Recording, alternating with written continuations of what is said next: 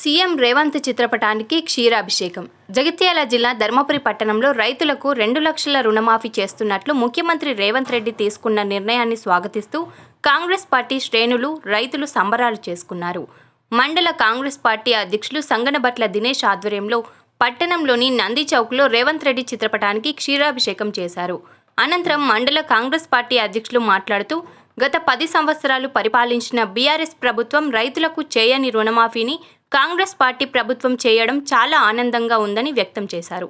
కాంగ్రెస్ ప్రభుత్వం అంటేనే రైతు ప్రభుత్వం అని, రైతులకు అన్ని విధాల మేలు చేయడానికి రేవంత్ రెడ్డి ప్రభుత్వం కృషి చేస్తుందని ఆయన తెలిపారు.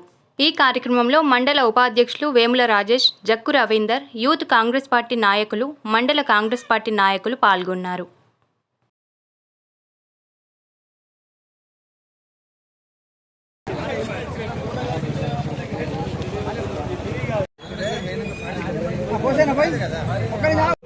రాష్ట్ర ముఖ్యమంత్రి వర్యులు రేవంత్ రెడ్డి గారికి ధన్యవాదాలు తెలియజేసే క్రమంలో ఈరోజు ధర్మపురి మండల కాంగ్రెస్ పార్టీ ఆధ్వర్యంలో రేవంత్ రెడ్డి గారి చిత్రపటానికి అడ్లూరు లక్ష్మణ్ కుమార్ గారి ఆదేశాల ప్రకారము పాలాభిషేకం చేయడం జరిగింది.